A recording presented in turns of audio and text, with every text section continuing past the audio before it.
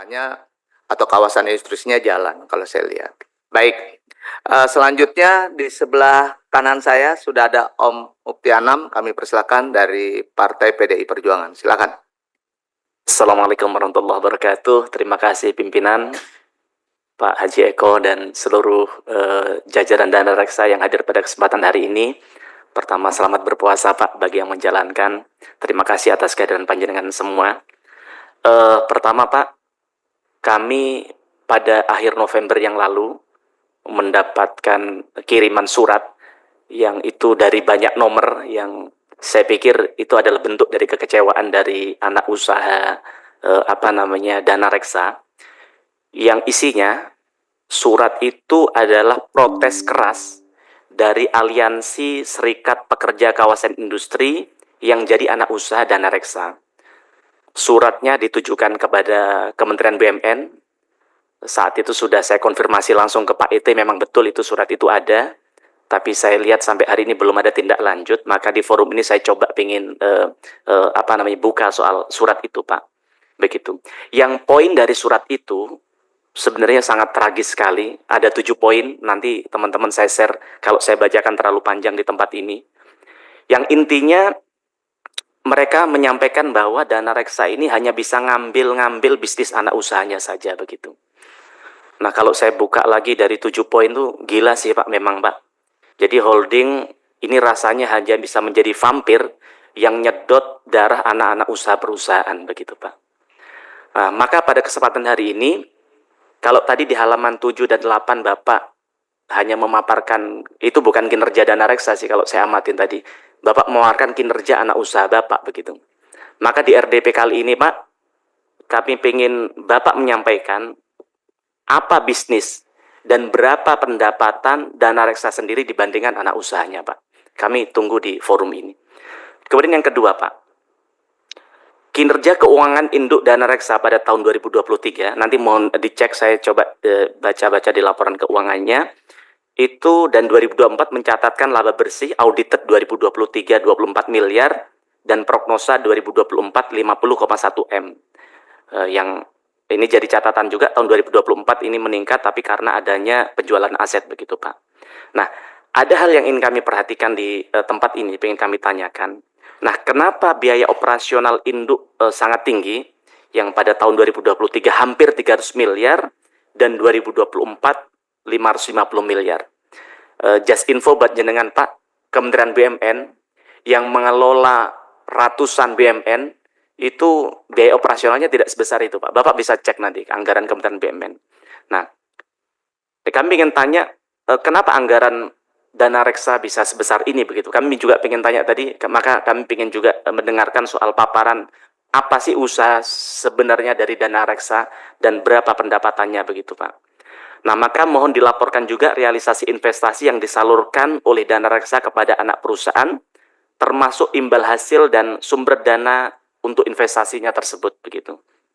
Nah, kemudian apakah kewajiban manajemen fee dan share service kepada anak perusahaan tidak membebani kinerja anak usaha, Pak? Nah, di samping telah ada kewajiban store dividend, begitu. Nah, just info juga bahwa di kawasan industri ini pemegang sahamnya bukan hanya Dana Reksa, tapi juga ada Pemda-Pemda. Nah, jenengan tahu Pemda itu tidak minta manajemen fee, Pak. Nah, ini Dana Reksa sudah minta dividen, minta manajemen fee dan banyak lagi hal yang lainnya, termasuk pada akhir Desember yang lalu ada teman-teman dari Jakarta kalau kawasan industri yang Jakarta cerita bahwa di tahun 2024 dan tahun 2023, nanti mohon konfirmasinya betul tidak itu, mereka dituntut untuk memberikan dividen yang jauh dari jauh dari biasanya. Kami tidak tahu tujuannya. Panjenengan tahu nggak? Mikir nggak sih Pak sebenarnya? Panjenengan hadir sebenarnya kan untuk bagaimana mengakselerasikan anak usaha jenengan.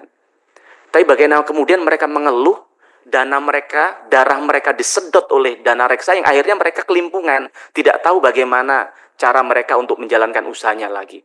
Maka harapan kami ini minta dikelirkan di forum ini, jangan sampai kehadiran Dana Reksa kemudian menjadi menjadi dokter yang menyuntik mati mereka, begitu Pak.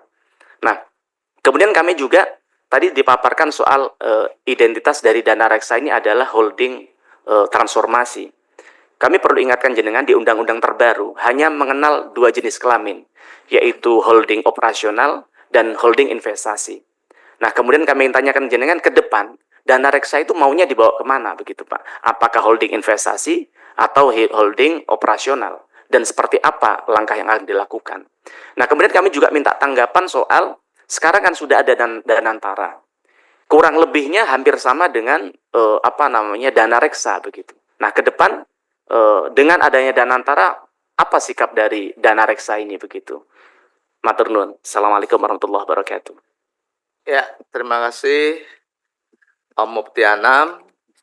Selanjutnya kami ke sayap kiri sudah ada Partai Demokrat, Pak Sartono Hutomo. Kami persilakan Pak Sartono. Terima kasih pimpinan Mas Eko yang baru selesai menjalankan ibadah umroh.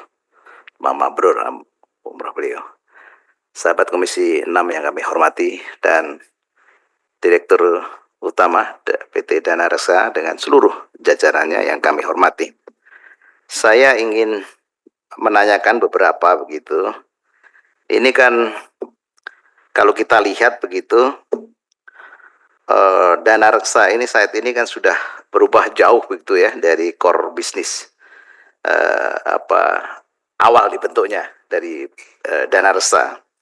Saya melihat pada tahun 2024 lalu kita mengetahui bahwa ada 4 BUMN yang masuk ke pengobatan Dana Reksa, yakni Batam, PBI, DKB, dan IKI.